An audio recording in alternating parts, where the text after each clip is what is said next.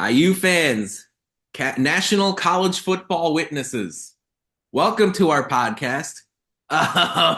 Indiana, one of the best teams in the country. If you ask me, in contention for the best. We're not going to get there. 7-0, 7-0, crush Nebraska, erase their will. I think that was the Cignetti quote. Just took away their will. He just casually dropped it. We just took away Nebraska's will at Memorial Stadium. Big noon kickoff Saturday, no problem. 56-7, done, dusted, on to the next one. If you're late to the party, you could have seen this coming. And guess what? You're gonna see it coming next week.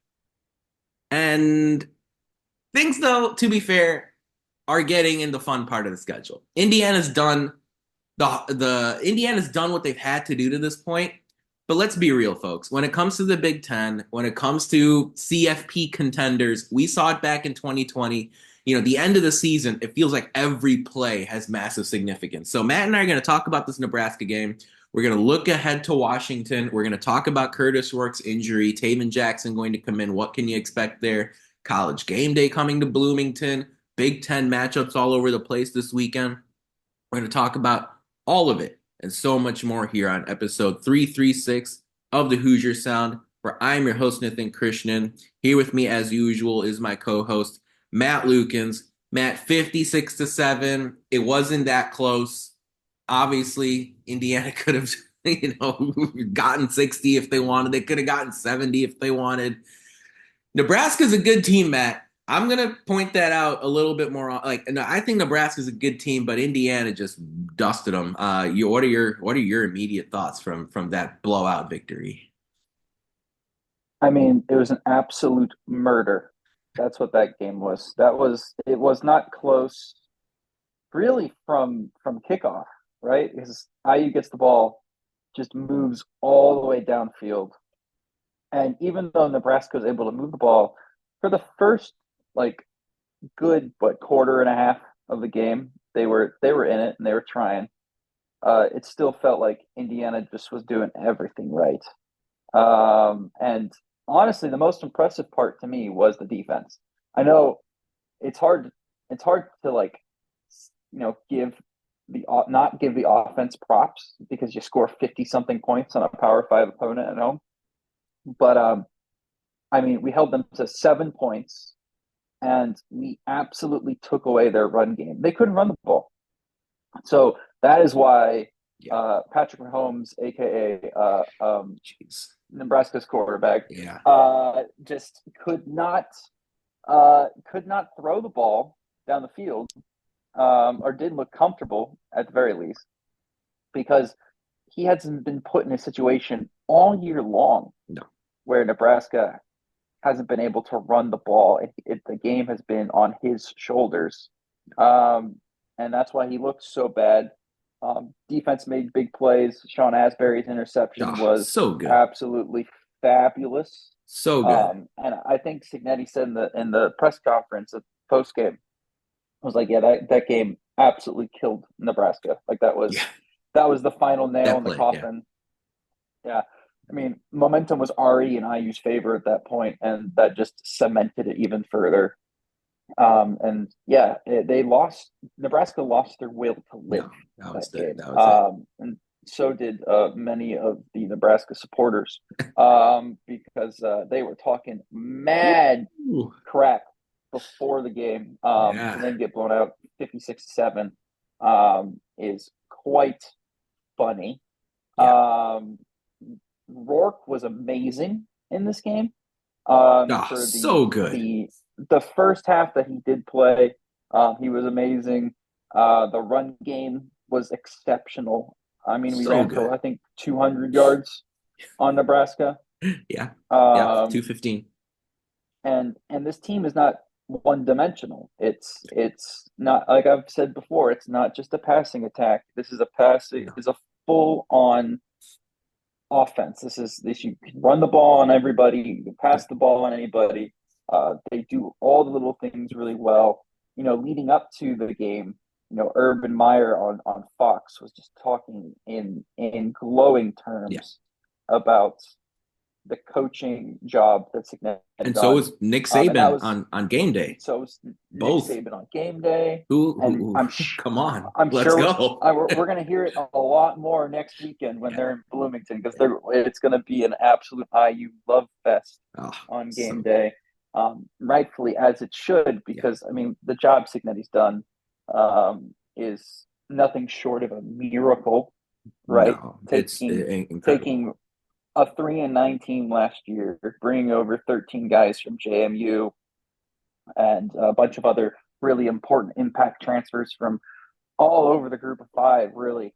And just turning this IU football team into, in my opinion, a top five team in the country. Like, again, Yeah. I still think the upper tier of college football is like Texas, Georgia, Ohio State, Oregon. Like those four teams, I think, are the best. But I think IU is probably the best of the rest. And I don't I know, don't even man. think that's I don't crazy to know, think. man. I think you're putting self-imposed limitations on this football team, Matt. I'm not saying I Indiana's might be. gonna I might blow be. those teams off the map. Like, I'm not saying Indiana's gonna blow Texas up. No, nothing like that. But I think Indiana's done enough to prove that if they had to play Texas on a neutral site, neutral field, I'd give them a shot. If they had to play Georgia on a neutral field, I would give, and not like a miracle shot, like a Indiana plus 7, right? Indiana plus 4.5, something like that. Yeah. Indiana plus 10, right? Like, we're talking about 35, 40%, 45% win probabilities in all these games. If Indiana goes into Columbus and they're for some reason a 21.5 point underdog, like, that's foolish. Now, it goes back to a lot of what you were saying, right? It goes back to a lot of what you were saying. The headliner here is Curt Cignetti. All right, let's start there, right? Curt Cignetti, the assistants. And there's a lot of conversation about Cignetti bringing over JMU guys. And look, he did, and he's admitted it, right? JMU guys have helped establish the culture a little bit. But I can't emphasize this enough. Indiana does not have 22 JMU starters on the football field, right? Cignetti brought over transfers from other schools. Sean Asbury, right? You saw Terry Jones make a big impact on that game Saturday. You saw CJ West hold down the fort in the interior of the offensive line. He's a transfer from Kent State. Kent State Yep. might be the worst FBS program in the country. And Curt Cignetti and a lot of other schools identified him as a valuable piece to help a defense. And Cignetti won that race. He won that battle. He won that recruiting matchup against other top schools to get CJ West. Indiana, by the way, lost Philip Bliddy to an SEC school. Philip Bliddy was a solid player on the interior line of the defense. And Cignetti was okay with him going to another SEC school. I believe he went to Auburn. And he brought in Yeah. CJ West instead. And CJ West has been awesome holding down the fort on the inside when when there's so much going on the football field. Never mind on the offensive side, the quarterback isn't a JMU guy. The quarterback could have been a JMU guy. Cignetti could have brought in Jordan McLeod. Instead, he decided, no, actually, you know what? I think we can aim higher. Jordan McLeod's at Texas State having a decent season, but Kurtis Rourke was the pick. And by the way, Tayven Jackson was the pick for QB2. Right? Isn't that kind of interesting when you think about it now, given the injury news? Like, he made sure Tayven Jackson was going to be there, ready to go for QB2. Maybe he's going to eye him for a starting spot next year. Maybe he's going to give Tayven Jackson a chance to prove himself at some point this season. Guess what? That's coming up Saturday. Never mind. Indiana's wide receiver core, 2 out of 3 starters, 3 out of 4 starters, if you include Miles Cross in the mix. Not JMU guys. Surratt's awesome. But Miles Cross, Miles Price, Omar Cooper, there's that. And then the offensive line, right? The offensive line stole the show on Saturday. The offensive line, as well as the defensive line for Indiana, are why this feels so different to me compared to previous Indiana teams or previous Power 5 teams, Power 4 teams making a run during the season, having a great year. Like, this is why Joel Klatt said Indiana feels more real than TCU from 2 years ago. Because TCU had a massive outlier season with Max Duggan and Quentin Johnston, right? If the quarterback and the receivers are great, anything's possible. It's what Washington Mm-hmm. did last year with Kalen DeBoer, Michael Penix, that wide receiving core. But Washington also last year, when they made the national championship game, had a devastating pass rush and they had a solid offensive line. And that's what this Indiana team does so well. Indiana is a wagon up front. I mean, Mike Caddick came back from a 3-9 team. Bray Lynch came back from a 3-9 team. Carter Smith, same deal. This isn't an Ohio State, transfer class. This isn't, we're ringing up Georgia and bringing in guys just to play up front for Indiana. Indiana has beasts up front. They're great at pass protecting. They're great at running the ball. Indiana is excellent in the trenches. That doesn't happen that frequently at a lower level power conference school. When you win, you have to win through your outlier quarterback. You got to win through your outlier receivers who explode, have an amazing season. Boise State doing it with Ashton Genty, right? Like you got to have a legend quarterback, receiver, running back. Indiana is doing so much of this hard work right now with an outstanding trench. I'm not surprised that Indiana beat Nebraska. You No, you could have we easily both told me predicted that we in would. previous years, They would. Indiana beat Nebraska in 2019 in Lincoln. It's happened before. It's not groundbreaking news. But the way this is different is Indiana mauled Nebraska on both sides of the ball up front. Dylan Raiola was under constant pressure, relentless pressure, especially once Indiana went up. Indiana cleared the way. It happened the first 3 plays of the game. On the first play of the game, go back and watch. It stood out to me watching it in real time because it's very unusual as someone who's watched IU football for decades now to see Kurtis Rourke on the first drop back of the game take the snap, go through 4 progressions, and check it down to the running back for a 6-yard gain. There was no disruptive pressure. He was able to look through, survey the field, dump it off. I think it was to Ellison. Ellison picked up 6. Boom, we're off and running. And then on 3rd and 2, 3rd and 1, 3rd and 2, huge C's parting up front for Justin Ellison to go for a 40-yard gain into Nebraska territory. Indiana scores. We're off and running. Let's go. Let's party. Matt, look, Elijah Surratt was incredible. You saw once again a defense and an offense. This team looks so prepared. They look so focused. They look so ready to go. I mean, if you look at this team right now, where can they get better? Right? We know that Tayven Jackson is somebody that is going to have to step in here with the Kurtis Rourke injury. But through 7 games, undefeated, number 13 in the country, where do you think this team can take a step forward to max their production out even more as we head into the critical weeks of the season? It's a really, really good question. I think the secondary, they had a good game against Nebraska, and they forced a lot of turnovers. But they also, the corners at times will get caught, either flat-footed or whatever it is on defense, and they end up, we've had quite a few pass interference calls against us, or on critical 3rd downs, teams getting, or 3rd and longs, getting successful first down conversions. Like in those moments, really locking in and keeping the mistakes to a minimum. Yeah. Like that's probably what could improve. And I can't believe I'm saying that about a team that just won 56-7, but I mean, like if you're going to go up against in December, if the playoff is really going to happen and you're going to be playing against teams like Alabama, you're going to be playing against teams like Tennessee, you'll be playing against teams like LSU. Yeah. You can't be having those mistakes against those teams. The teams will make you pay. So that on the defense, and on the offensive side, staying fundamental, right? Not trying to get too tricky.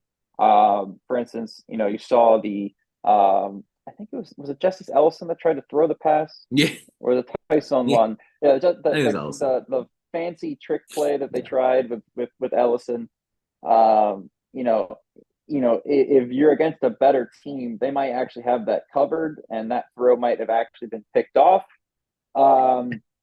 So again, that's something you got to kind of rein in a little bit. Like Indiana does all the little things right, Ugh, so just yeah. stick with that, Yeah. right? Don't try to overcomplicate something that's working.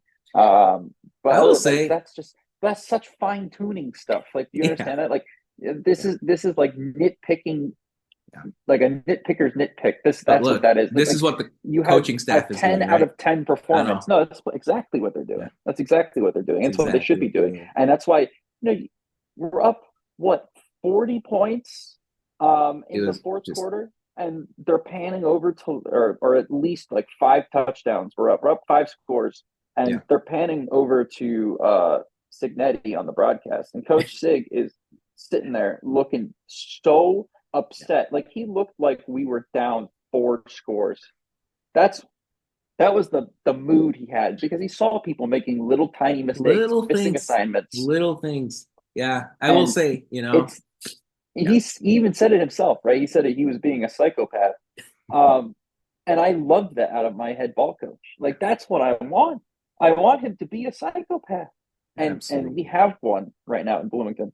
Oh, for sure. Yeah, I mean, for me, like, I'm also looking at the defense here. It just feels like there are one or two lulls each game where they kind of maybe lose their edge for a little bit. It's been a consistent theme kind of all season.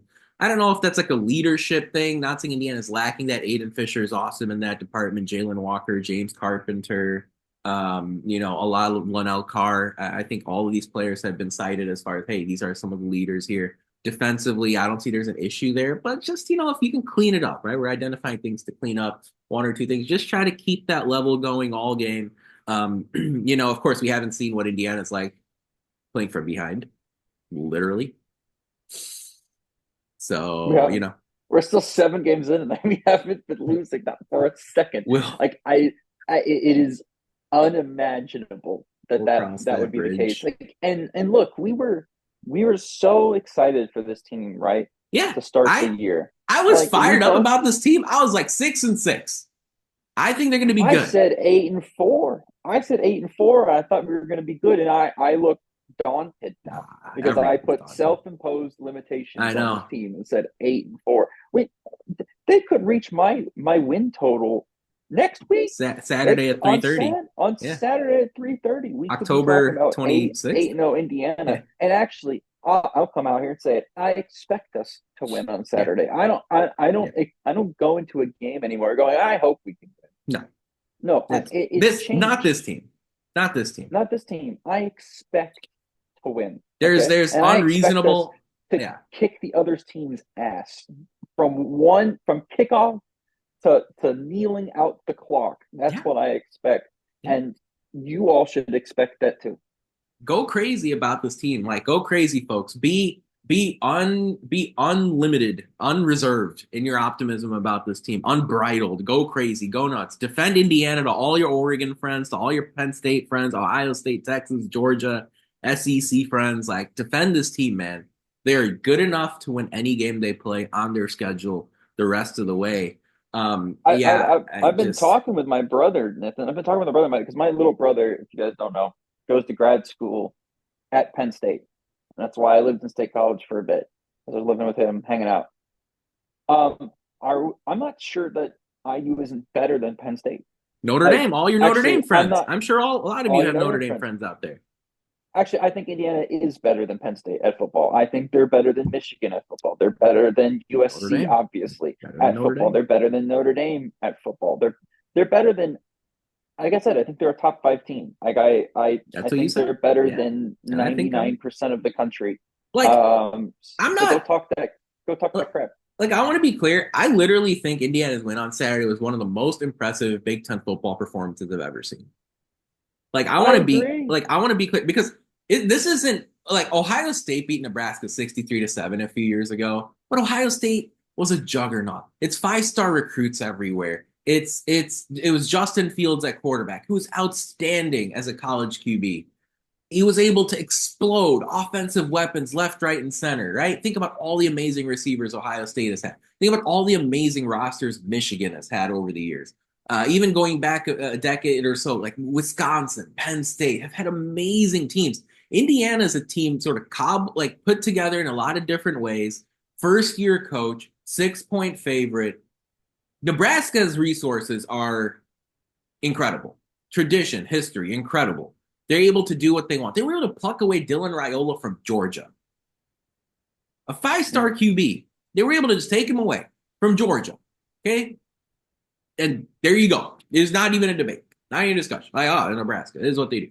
Nebraska's 100,000 people every game. They've had a sellout streak of, I think, 500 games, either 400 or 500 games, and they kept going earlier this year. And Indiana did everything better, every play from start to finish. And it was 56-7, and it was a sellout crowd, and it was Gus Johnson and Joel Klatt, and it was Big Noon on Fox, and the sun was out, and Indiana was going crazy. Like, that was one of the most impressive performances I've ever seen. There was nothing fluky about it. It was trench play, it was quarterback play, it was receiver play, it was defense. Let's just talk about it, Matt. Indiana's minus 120 right now on DraftKings Sportsbook to make the college football play. Minus 120. So, more likely than not, they are supposed to make it. They're 14 to 1. For an S&P Plus, we're a 65% chance to make the playoff. There you go. Conference champ, Indiana's plus 1,400 to win the Big Ten. I still think there's value there because right now they've got Oregon at plus 130, Ohio State plus 145, Penn State 350, Indiana plus 1,400. The problem comes with Indiana having to go to Ohio State. If they lose at Ohio State, Indiana has a big issue with the tiebreakers involved. Indiana needs a little bit of help in order to get to the Big Ten title game, if not win the whole thing. And then in the CFP race, Indiana's plus 6,000 to win the national championship. And all I'm going to say, Matt, is I think a national championship is in play for this team. I'm not saying it's happening. I'm not saying it's likely. I'm saying it's realistic.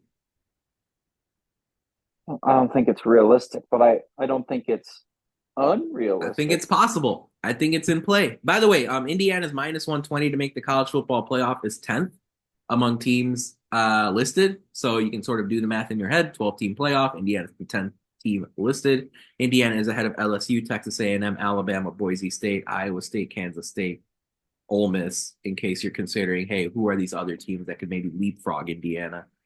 So that's where the Hoosiers are there. Anything else stand out to you, Matt, about the CFP race, the Big Ten title race? Like, what are we talking about as far as Indiana is concerned? What's next here? How long is the season going to go, Matt? I mean, it's going to go however long the team wants it to go on for. Yeah, that's the answer. Yeah. I mean, the Ohio State game is going to be tough, but we're off a bye. I was about to say, we're off a bye, and every single week I've said, the Ohio State game is going to be tough. Every single time I've said that, I've gotten increasingly more confident that we could make that a game. To the point where now I genuinely think Ohio State's going to be favored by at most a touchdown right now. I would say Ohio State I'd favored by 7 maybe. They should be favored. They're going to be favored. They're going to be favored, of course. They should be favored. But I'm not going to be surprised if that line is going to be plus 1.5 by the time we get to that game, right, in Columbus. And that's basically Vegas saying this is a coin flip, right? And having a coin flip game against Ohio State is not something I thought was in the cards for this season at the beginning of the year, no matter how high I was. But I think I will say this. The overarching mood that I have after the Nebraska game is this. So Nebraska goes and gets, they had a pretty decent portal class themselves, if I remember correctly, yes, including flipping a lot of guys from other Power 5 programs over to Nebraska. And then you flip Dylan Raiola from Georgia. He was almost going to go to Florida, and now he's there, right? Flipping them over to Nebraska. They crapped on Colorado start of the season. That looks like a really good win. It still looks like a really good win. I don't think Nebraska is that bad of a program and that bad of a team right now. The two things that stood out to me from this game was that our staff the staff that is currently at IU, Cignetti, did two things better last over the offseason and last game than I think I've ever seen an IU staff do, slash maybe better than I've ever seen any other staff do anywhere else in the country. And that is one, talent identification. Every single player they brought in has contributed in some way other than Nick Kidwell, who obviously was injured from the beginning of the season. But other than Nick Kidwell, every other player has contributed in some major way. And including going and get guys that, yes, Power 5 teams were looking at, but they weren't at Power 5 schools. They looked at these guys, identified their talent at a lower level, and said, these guys can absolutely kill at the Power 5 level. And that gives me the utmost confidence for the future of the program, because that doesn't just poof, go away. You don't just magically hit on 13 transfers, all of them are good. Like, that is these guys and our staff sitting down and going, this is what they got. This is what we can do with them. This is how we can make them better. And this is how we can get the most out of them. And that's the staff we currently have, which is an absolute juggernaut. Two, Cignetti and the staff completely and utterly outcoached Matt Rule on Saturday. It was a coaching masterclass. And let's not forget, Matt Rule was an NFL head coach. He was amazing at Baylor and at Temple. Yep. Both programs. He was an NFL head coach like 3 years ago. Yes. He was an NFL coach like, absolutely. Like 3-4 years ago. He was an NFL head coach. Yes. And Cignetti just walked him up and down the field. Complete destruction. Just dragged Matt Rule's body behind the wagon. That is IU. I mean, I got people, all my Michigan friends are asking me if they can bandwagon the team. Yes. I've got friends from some of my Florida teams asking me if they can bandwagon. I mean, IU is America's team. Let's go. And it's all thanks to Cignetti. And I tweeted something out yesterday morning. It's basically like, we need to extend him tomorrow, yesterday, tonight. Like, and I'm still not kidding about that. I know the season's not over. It's halfway done. I know he's not going to want to probably do contract talks, but that needs to be the first thing. Whenever this magical season ends, that needs to be the first thing that's done in the offseason. That needs to be the first thing, first order of business for the athletic department, because I don't care if you have to make him one of the 5 highest paid coaches in the country, because it'll be worth it. Like, for the long-term longevity of the for the longevity of the athletic department, not even just the football program, but for the athletic department as a whole, keeping Cignetti around for as permanently, really, until he decides to hang up his whistle and decides to move on from coaching, and then turn it over to Mike Shanahan and Brian Haynes at Indiana, right? Exactly. But until that happens, IU needs to keep him in Bloomington, because you'll have a winning football program. The guy, all he does is win, right? Like, I'm projecting, like, at minimum 9-win seasons per season. It completely rejuvenates the image of this program, and all of the money you bring in, right? All of the money you bring in from football. I mean, football is the workhorse for every other Power 5 program. Football is where the money is made. Making playoff makes you more money as a athletic department. And I don't normally believe in trickle down economics when it comes to politics, but I absolutely believe in trickle down economics when it comes to the athletic department. Because now, instead of people donating money for the athletic department to do, the basic things like get more scholarships and run some of the non-profitable programs. Now you can use that non-revenue sports. Now you can use that football money that you've made, the extra money on top, and allow those people to extend those donations to 100%. NIL.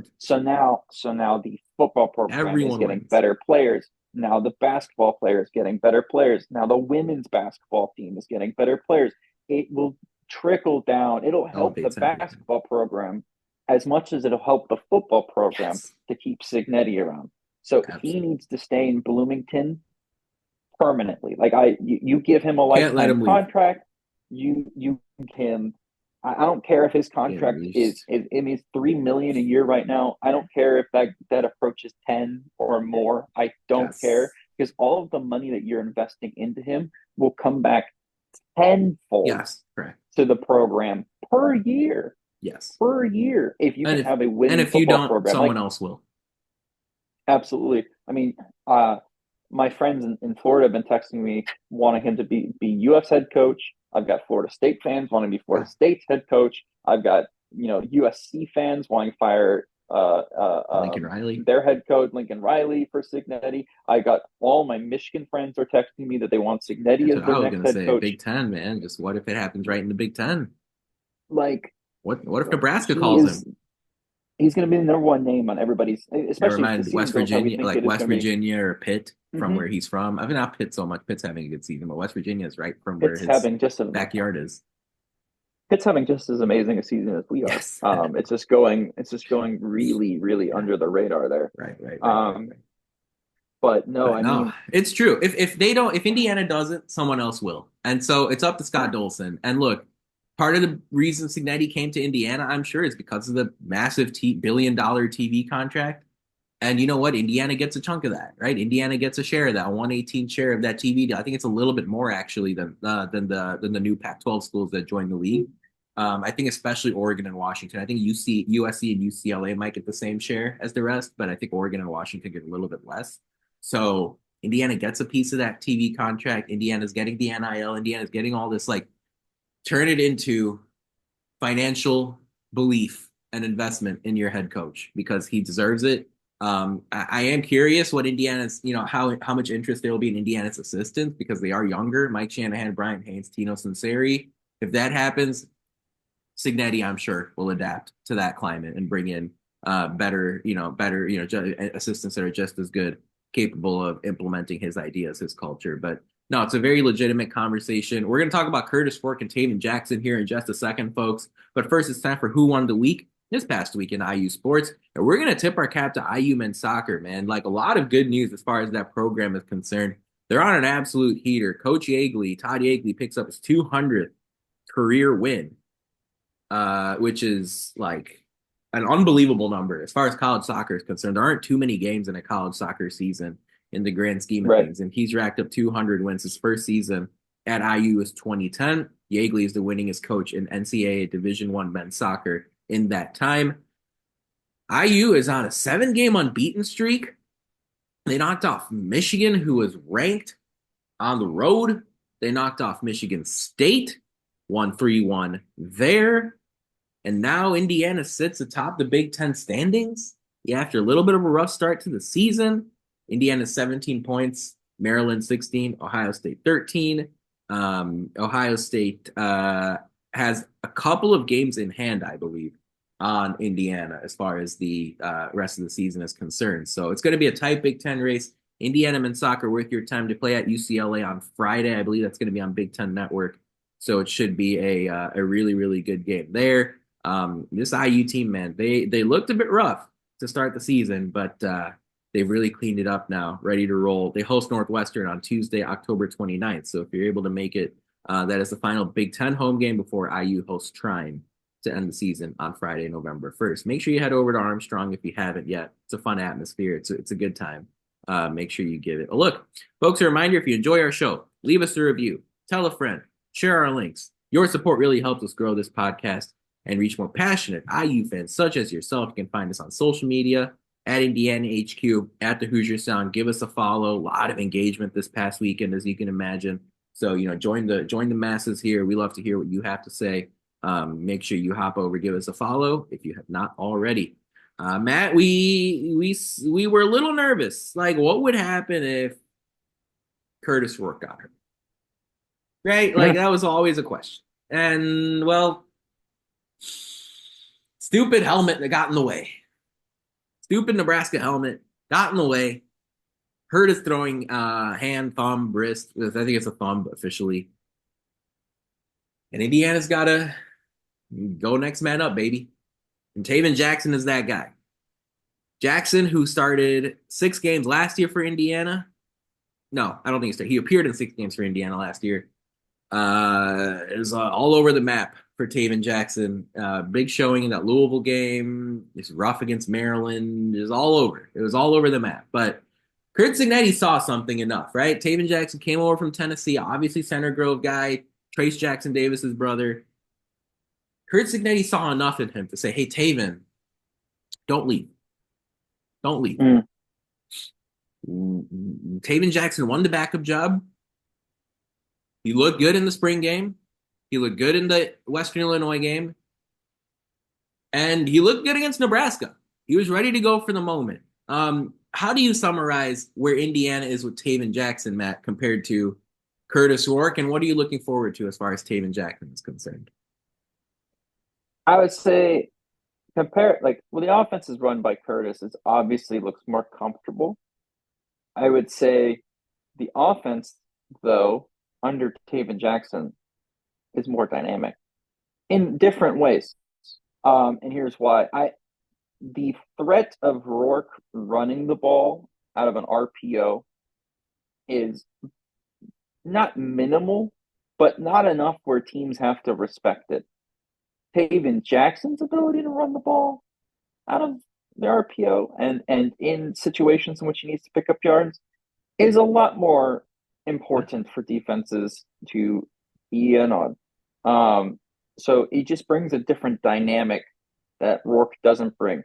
Obviously, he doesn't have the same throwing ability. I'm not saying that. He does. I'm just saying it makes linebackers' life a living hell having to play against a guy who can run the ball efficiently. And Tayven, even though he hasn't really shown the ability to do that at times in IU uniform, has the ability to do that. So he's an athlete. Yeah, He's Trace's brother. Yes, he is, exactly. And like, before we get to anything else, right? For me, it's like, put yourself in Tayven Jackson's shoes for a second. Right, the guy went to Tennessee, right? Of course, Indiana kid, grew up in the state, grew up Center Grove, Indianapolis. Trace Jackson Davis's younger brother, right?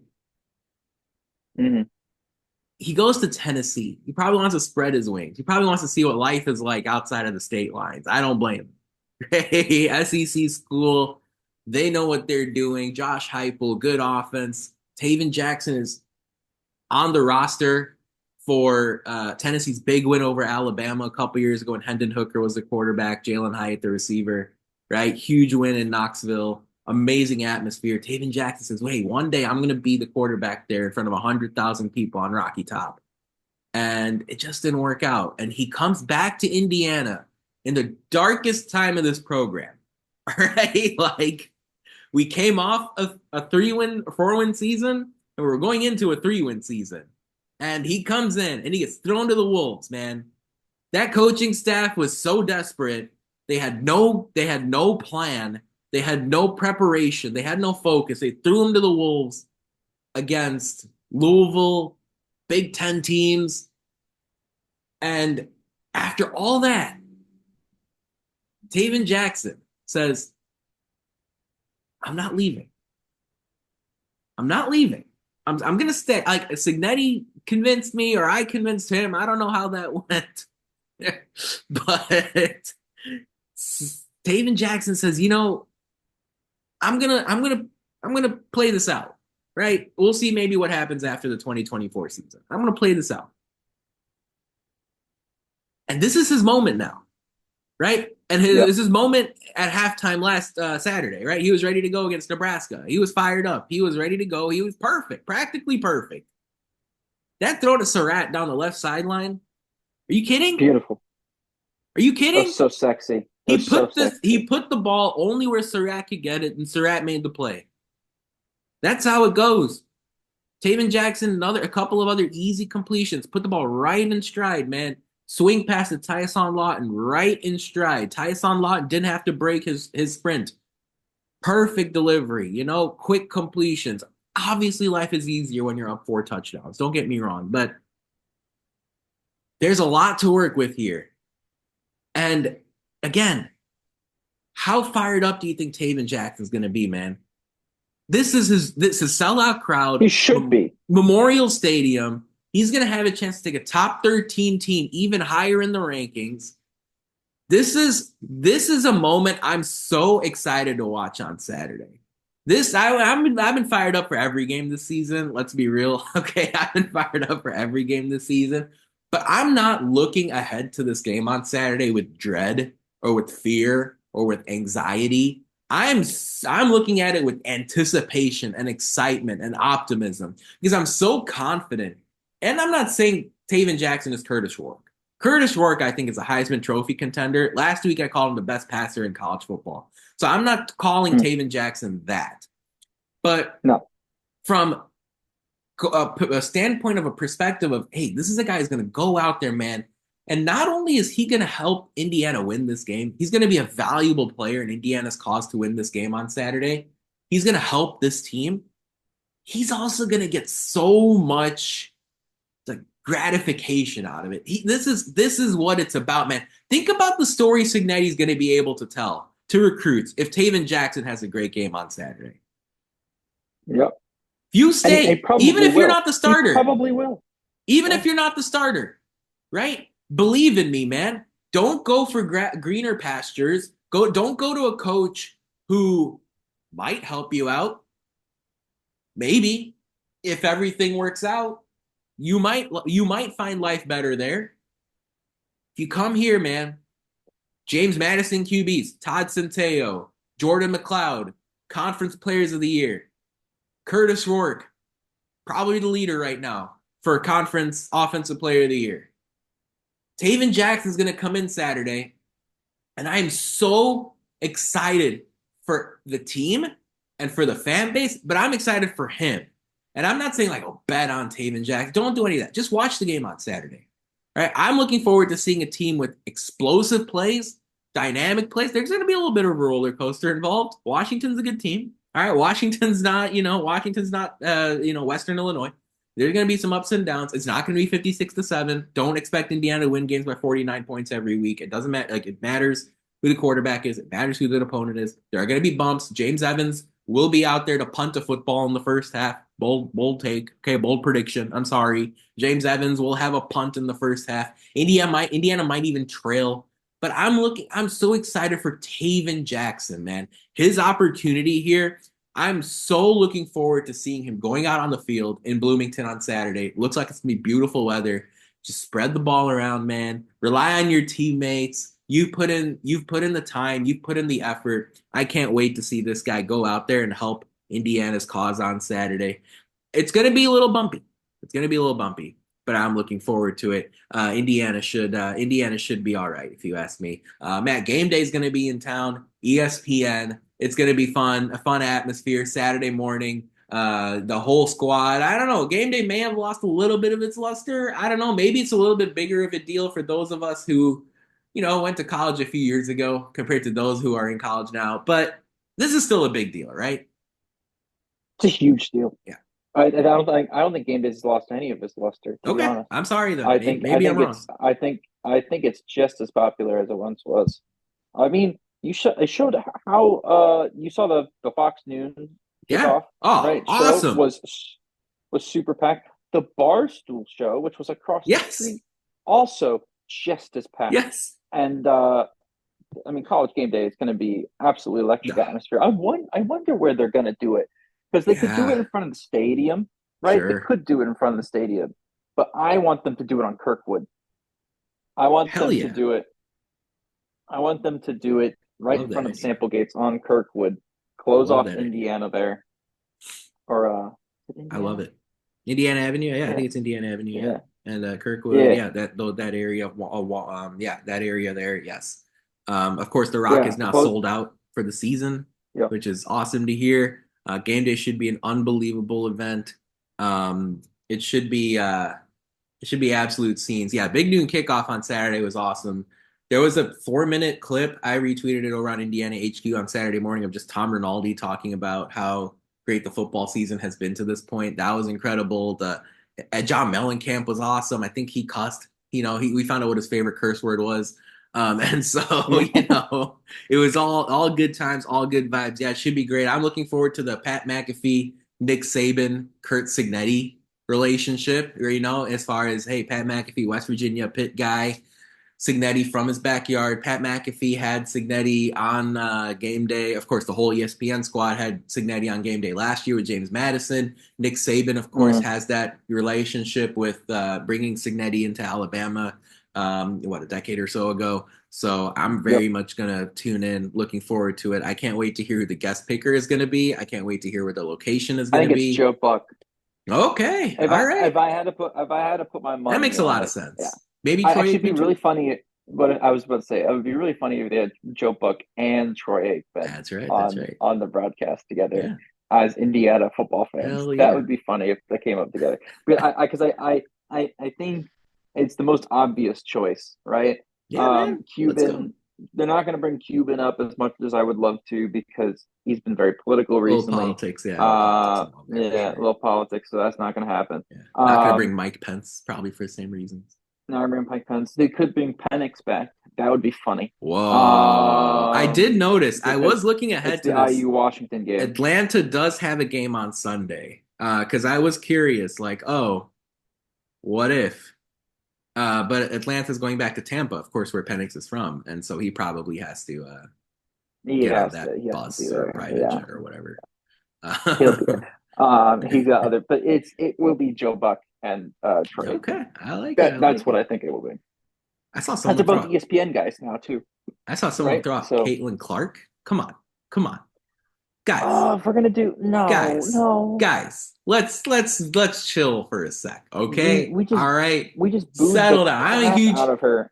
huge Caitlin Clark We fan. Come on. We got plenty of women's we basketball just prestige royalty that we we can put on our game day show if we want to go down that road. So we chill. just All right. sold out Assembly Hall last year to boo her, and now she's going to be Relax. coming. Caitlin Clark has No, said that's the toughest atmosphere she's played in, right? Because now in the WNBA, wherever she goes, it's a home game. yeah, And last year it was very similar. A lot of college arena she went to was a home game. But just like we saw with football on Saturday, just like we regularly see with men's basketball, and we regularly see with women's basketball, it's a partisan crowd. It is cream and crimson all the way, rooting on the Hoosiers. And so yeah, it should be an amazing atmosphere. I'm so fired up for Tayven Jackson, man. This is what sports are about, right? Like this is what sports are mm, about. It's like, you know what? Everyone's journey is a little bit different. No one's development is the same. You can't do sports AI. Right? AI will never get into no, sports, man. Like as much as you can, look up facts and whatever, but like you can look up stats and stuff. But just as far as like how guys develop and their stories, this is what it's all about. It's gonna be absolutely awesome. And yeah, he might struggle. I don't care, but like I'm looking forward to him helping Indiana win that game on Saturday. It's gonna be awesome. I think he'll do very well. I would be remiss if I Yeah. didn't just put this out there into the universe. I was listening to Crimson Cast. They did a Oh, podcast yeah, I've not listened to that one yet. They're so good though. this morning, I believe they did it, or was it last night that they did it? I Sure. don't remember. It's all confusing to me now. Um, but I will say I was listening to them, and Galen Claudio had a interesting point, which was the wording of the announcement is expected not to play, not he's out. It's just Right. he's expected. Rourke is expected not Sure. to play. So the cope in my brain says that this is the IU staff taking the opportunity to make Sure. Washington's defensive coordinators and head coaches and coaching staff have to prepare for two quarterbacks. Or, That's I mean, that's what that's telling me. my brother and I were talking about it again. We're all just speculating. This is all just fun speculation going into Saturday. We don't know the full story, but we were thinking, hey, maybe this is like Taven Jackson played well second half. So you know what? Yeah, Rourke is his thumb is hurt. So we're gonna give yeah. Taven Jackson a chance to start on Saturday. If Mm-hmm. Kurtis Rourke needs to be an emergency, sort of not an emergency, if Kurtis Rourke needs to be a backup in case of emergency, we'll put him in the game. Right? If Taven Jackson does That's have what a I'm saying nightmare is start, 3 for 15 to start the game, just not seeing the field, just a little bit overwhelmed by the moment. Hey, we're not going to put Tyler Cherry, Alberto Mendoza in the game just yet. Hey, Kurtis, come in. We need you. Help us break glass. Let's That's go. Fire that's what I hydrant. was trying. Yeah. That's what I was trying to say. Is that I still think Taven will start, Yeah. but I think that if he does struggle, Right. or God forbid he goes down with a little bit of a something something, Exactly. Gets hurt. right? Yes. Rourke can come in Let's and go. play. Like I Yeah. think he'll probably suit up Love it. against Washington. He won't be in street clothes. So Yeah. that's all I gotta Let's say. And let's talk. hopefully he'll be back for Michigan State. Yeah, that'd be great. And otherwise, hey, or let's also hope Tayven Jackson puts up 3 hundo and 3 TDs. I don't ask for much. Like, all right, let's talk about Washington in a second. First, it's time for our Good. social media shout out, folks. If you want, try to find us on social media: Twitter, Facebook, YouTube. We are Indiana HQ and at the Hoosier Sound. Matt on Instagram and on Indiana HQ. But what are we? Indiana.HQ. Exactly. You can find us there. Keep again joining the masses. Cross the 10,000 follower mark on Twitter recently. Make sure you like, retweet, share our stuff. And if you already do, tell a friend, tell a neighbor, tell a stranger. Doesn't really matter. We're your one-stop shop for IU sports. All right, Matt. Washington comes to town. They're unranked. They're 4-3. Walkover, right? Not so fast. Mm-hmm. I'm not sure they're that much worse than Nebraska is. In fact, I might even put them on the same level as Nebraska. Indiana's a 7-point favorite right now, partly because of the Tayven Jackson news, partly because Washington's pretty good. The over-under is 53. Why do I say Washington's good? Go back and look at their game against Rutgers. Washington lost to Rutgers, but completely dominated. I know it sounds stupid. I know it sounds, straight nerd language, analytics language, but like, Washington was so much better, so much more frequently than Rutgers was, except Washington had a penalty during that game where someone came off the sideline and committed an unsportsmanlike conduct penalty during the play. Washington had just awful turnovers at the worst times. By the way, in Washington's other 2 losses against Iowa and Washington State, they outgained both of those opponents as well. So Washington has outgained yardage wise their opponents in all 3 losses. I'm not sure there's another team that can stake that claim right now. The ESPN SP Plus crew, Bill Connolly, has Washington as the the fifth unluckiest team in FBS this year. So out of the 120 so teams, Washington's fifth unluckiest. They're the fifth most unlucky team as far as the entire country is concerned. They like to throw the ball. Will Rogers, he's going to distribute. Mike Leach, protege, RIP. Will Rogers moves the ball around, uses the middle of the field, short, medium, deep distances. He's able to spread it around. I love Denzel Boston, good receiver, solid running game. They're not close to the level they were as far as their national championship team. Indiana's better, but Matt, what are you looking forward to seeing out of this game when Washington comes to Bloomington on Saturday for a noon kickoff on BTN? If the defense can continue to dominate, because you had a Nebraska team that was very not they weren't one dimensional, but very run heavy, right? And you completely dominated them. Now you have a team that's not one dimensional, but very pass heavy. Now, can you do the same, right? Like, can you do the inverse, right? They're going to be Especially, comfortable playing from behind, right? They're going to be comfortable if they're down 14. They're going to keep going. That's right. They're going to keep going. So I want to see, kind of the strides the defense makes. We saw kind of the improvement from before the bye week to last weekend, right? So let's see if that was a fluke or if that was more of a indication of how amazing the staff is. And I tend to lean towards the staff being absolutely amazing. Also, the other thing I would like to see is you have a backup QB. Can you still run the ball? Yeah. Like, can you still run the ball? Right. Because Washington's going to overload the box now. You just ran for 200 yards on a team that hadn't allowed a single rushing touchdown all season and was like, what, I think number 1 against the run or top 5 against the run in the entire country. Yeah. They're gonna notice that. They're gonna notice that on tape. So they're gonna come out with the game plan to stop the run and stop IU from being comfortable. can IU still impose their will? Can they still be more physical than Washington? Can they still, even with a numbers disadvantage, move the ball efficiently enough on the ground that those RPOs and the play action passing can actually work out to IU's advantage and get Tayven Jackson into a rhythm and keep him comfortable and keep him from being in this very similar situation that Dylan Raiola was in last weekend. Yeah, great. No, great points all around. I mean, it's incredible to see some of these numbers Washington has put up, even though their record is just 4-3. I mean, Will Rogers, 13 touchdowns, 2 interceptions on the season. Jonah Coleman, 6.9 yards a carry on 99 carries this year. He's a good running Jesus. back. I think he's going to end up in the NFL at some point. I think maybe he needs another year, but I do think he's an NFL level running back. This receiving group, Giles Jackson, Denzel Boston leading the way. Giles Jackson, of course, came over from Michigan. I think Giles Jackson was on the 2020 team, the Michigan team that came to Bloomington and lost. But now he has really developed into a strong receiving option for this Washington team. So I do think, as you pointed out, that Indiana's primary advantage in this game is going to be running the ball, right? I think this is one of those situations, right? Why did Iowa win 40-16? Iowa won because they do Iowa stuff. They kind of eliminated Washington's will.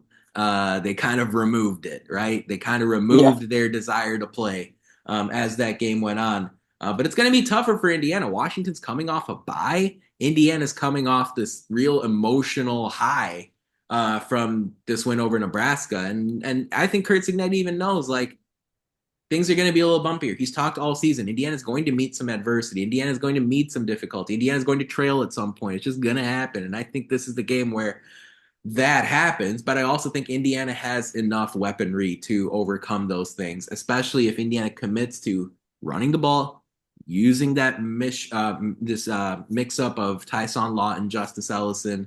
Of course, Kalon Black is nice when he comes into the game. Elijah Green. Maybe you can throw Miles Price a running play here and there. Just, they've lined him up in the backfield a couple of times. I'm sure Washington's noticed that as they look at the game tape. But it should be another game where Indiana's offensive line wins the game as far as running the ball, and Indiana's defensive line wins the game from a pass rush standpoint. I think Washington's weakest area on the field, weakest areas are their run defense and their offensive line, their offensive tackles. I think Will Rogers has been under a lot of pressure this season. I'm looking forward to seeing Mikhail Kamara and Linnell Carr do some serious damage from the outside. And of course, Indiana's brought some blitzes this year, and they've really paid off. So I'm looking forward to seeing Indiana do that sort of thing as far as pressuring Will Rogers, making his life difficult. But again, the way this is different is Washington's comfortable from playing 14 down, 21 down, 28 down. So you can't really let up at all. You have to pin your ears back and sort of take them out of the game like Iowa did just before Washington's bye week. So that'll be a good chance for Indiana. Of course, Washington coming off a bye, but Washington is also having to travel Pacific time to Eastern time for a noon kickoff Eastern. So game day in the house. Hopefully those are all things that help Indiana here going forward. Matt, Indiana's a 7-point favorite. Over under is at 53. So if you do the math, that's a 30-23 Indiana win at Memorial Stadium on Saturday. Who do you think wins this game, and by how much? I've said it before. I use winning this game. I expect them to win. And in fact, for the memes, 56-7. That's the score. Last time we were favored by 7 at home. Yeah. We won 56-7. Why doesn't that change this time? Indiana was favored by 3 on the road against UCLA and won 42-6, 7, 10, whatever that was. 42-13. 13. Yeah. Good memory. I'm impressed. I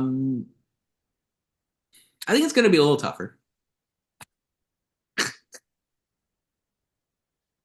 I think it's going to be a little tougher. I think Indiana's going to run the ball. I think Washington's going to hit Indiana with some pass plays. I think Tayven Jackson's going to have to mix in some productive throws to help Indiana stay in front. I think Indiana's going to win, but I think it's going to be a two-score game. I'll say two. All right. So I think Indiana Oh, will only cover. a I do I think like it's going how to be. I know. I'm getting mad I about know. you predicting I us to know. beat I know. Washington I by know. two By two scores in scores. football. Yeah. I Yeah. know. I know. Which covers. I do think it's going to be lower scoring. So I'm going to say like 27-14 Indiana takes care of business on Saturday. I think Cignetti's going to try to slow the game down just a little bit. Like Indiana has used tempo quite a bit here. I think he's going to slow the game down, make sure, Indiana connects the dots on the football field and does some good things. Um, Washington Washington's a good football team, folks. But I think Indiana's better. Yeah. So there you Mm. go. That's how Matt and I see this Washington Indiana game going. Indiana Washington is one of 8 Big Ten games this weekend. The fun starts with Rutgers USC on Friday before Rutgers before is winning that football game. before 7 Big Ten matchups on Saturday. All 4 Tier 1 teams in the Big Ten. That's right. All 4 Tier 1 teams are in action on Saturday. So looking forward to seeing how the Big Ten race develops on Saturday. We like to do some picks of the week. Matt and I watch more college football than anyone you will listen to this week or watch this week on TV. So Matt, as you look at the Big Ten slate this weekend, 8 games to pick from, any point spreads, over-unders, upset specials that stand out to you? It sounds like you like Rutgers on Friday. Here you go. There's 4 upsets this weekend. 4. I'm giving you 4. 4 are happening. Are you ready? Wow. Rutgers Ready. is beating USC on Friday. Saturday at 3:30, Northwestern is beating Iowa. Maryland is beating Minnesota on Saturday, See what you're doing. and Michigan State is beating Michigan on Saturday. There is going to be 4 upsets against the spread, including 2 against 2-score spreads. Give me that. Here Give you me that go. on Saturday. Also, sneaky game, Penn State at Wisconsin. Watch out for the Nittany Lions. James Franklin likes to choke at the most inopportune times.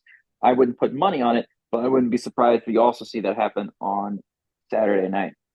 That's funny because I actually look at it the other way for that game. I actually think Penn State's going to kind of dust them up. I think they're going to just smoke them. Yeah, but you got to understand, like Goat Franklin is going to do Goat Franklin things, and I'm, shout out Ant's Goat, but I know. he just doesn't have that clutch factor. He just has no clutch. I look, USC game though, I thought was going to be the thing. I thought the USC game, I understand the matchup wasn't great, but USC figured that They out should for have the lost first that 3 game. quarters. Like USC, They I should have thought Penn lost that State game. was going to smack USC, but of course, it was like if USC could figure out the matchups, how to avoid this Penn State trench advantage, then USC could have a chance. And USC looked like they were going to have a chance. And then Drew Aller came from behind with Tyler Warren. I was like, oh, I didn't see that game playing out that way. And I feel like Wisconsin might be a little bit inflated right now. It's because like they were, I think they overachieved against Rutgers and against Northwestern. I'm going to take Penn State to cover that 6.5. Of course, I like Indiana to cover against Washington.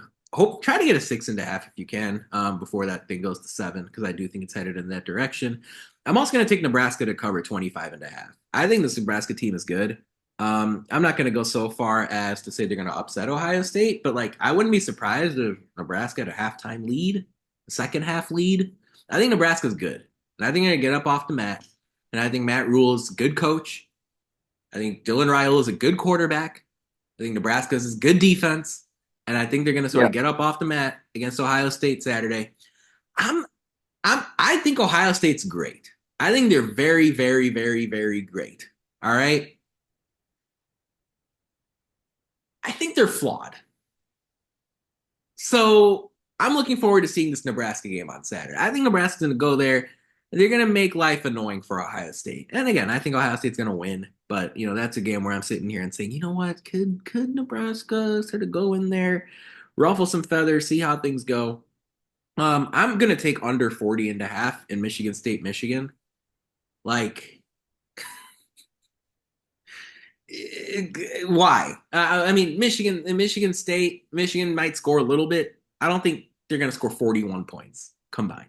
So Do you think between Northwestern Iowa and Michigan State, do those two games combined score more than 3 points? That's my question to you. I don't think they do. there's like Iowa's They offense, don't. low key, is like not depressing. They have Cade McNamara starting at QB. I no. I love Caleb Johnson though. Caleb Johnson's Caleb, no, Caleb Johnson's great, but like the Northwestern team amazing. showed the ability to be a little frisky on defense. That They're like gonna be frisky. that Iowa Michigan State game on Saturday night is the result that nobody's talking about. That was wild. For Michigan That was State wild. as an underdog to dominate that game from start to finish, I was very, very, very surprised.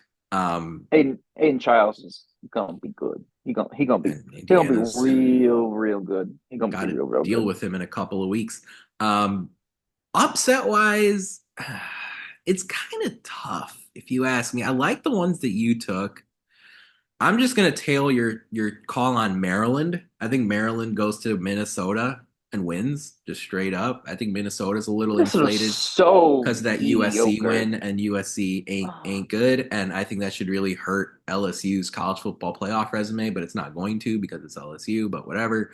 Um, It Maryland. was also week one, or it was even week zero. It was week one. I feel You like can say that, but because this thing, it's Indiana got dinged in 2020 for Penn State not being as good as they were advertised in week one. So what's the difference? I mean, besides Penn State not being as bad as this USC team or being worse than this USC team dude, that Penn State team was good, is. but also really bad. And also, we did lose 2 games that year, and so far LSU's I only know, won I one. know, They will but get like they will get correctly dinged when they start okay, losing more games, a which second they game. will. All right, I'll take your word for it. I'll take your word for it.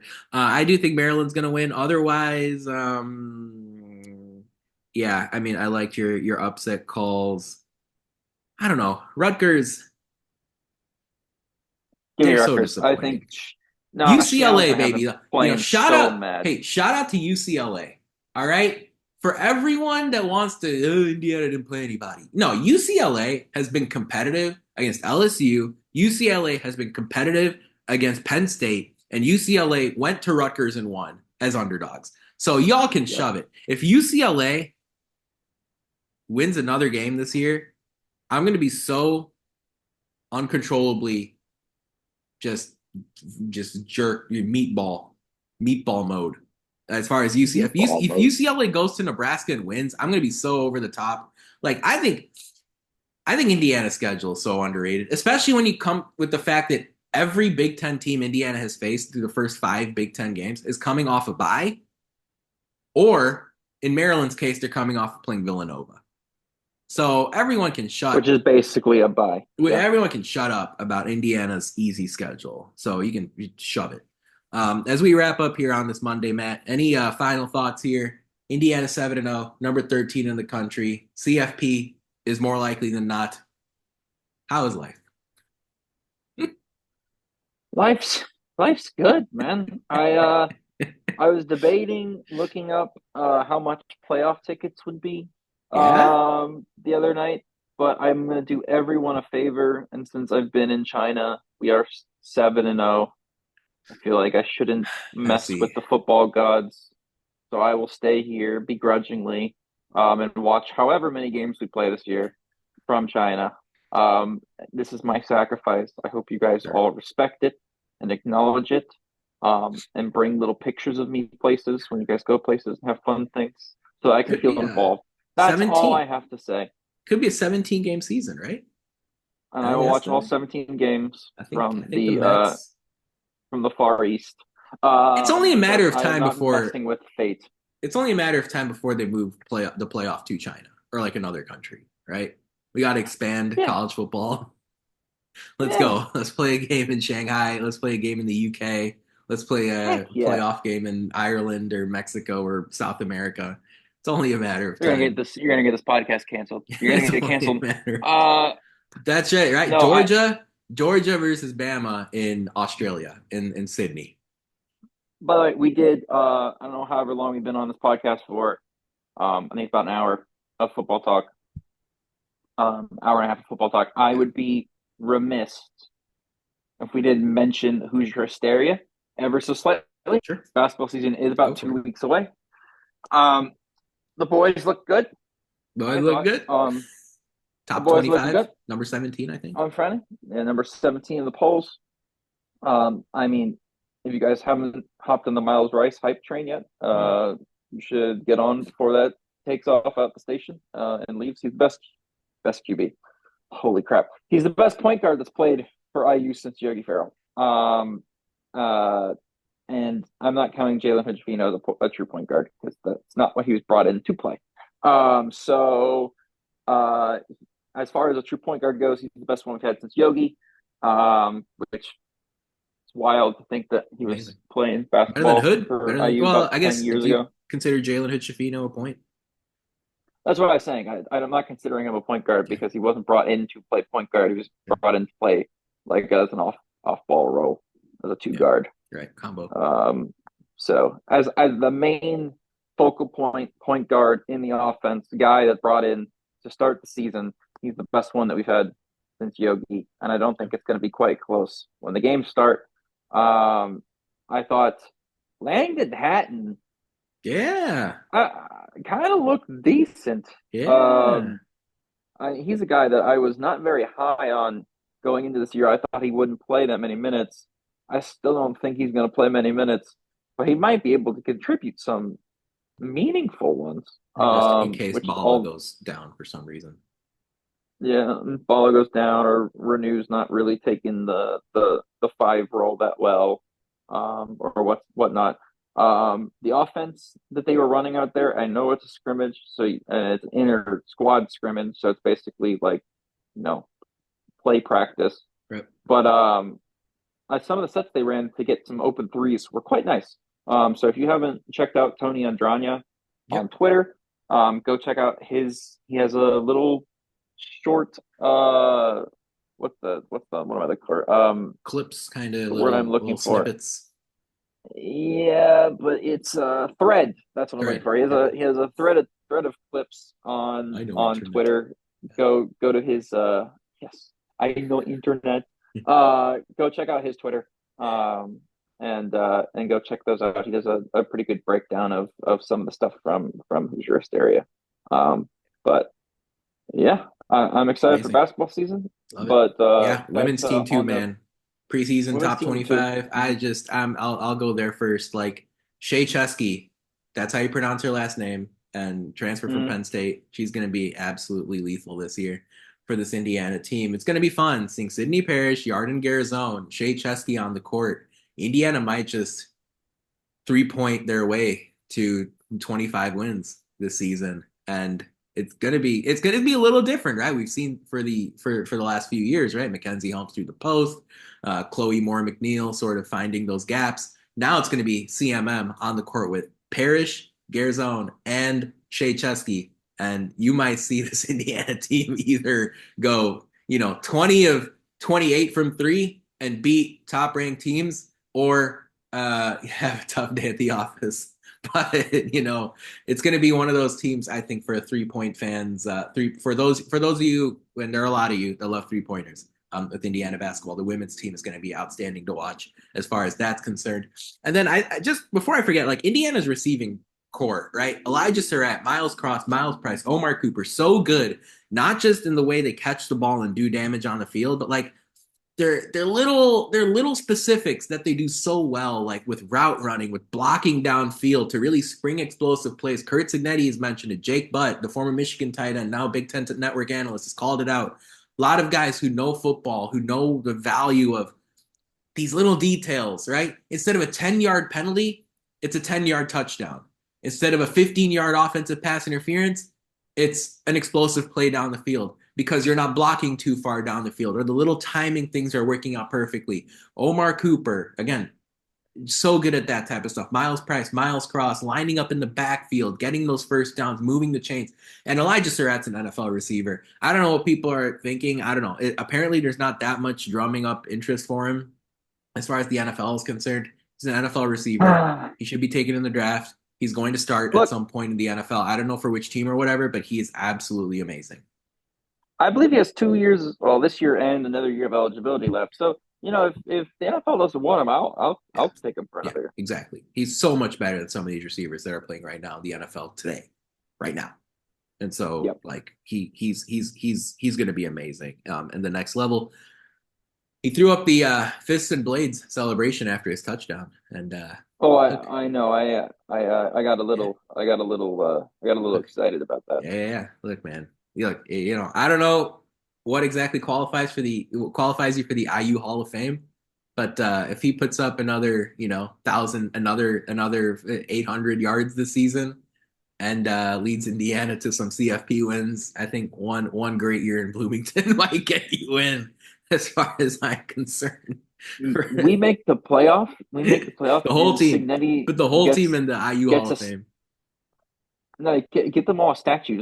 Just take them That's right. and Mellencamp, stand them Herman B. right out in front Wells, of the stadium Curt and Cignetti. pour hot metal over them to just give them a statue. Wow. They're living forever. Injury report for sure. All right, folks, that about wraps it up for our 336 show, The Hoosier Sound.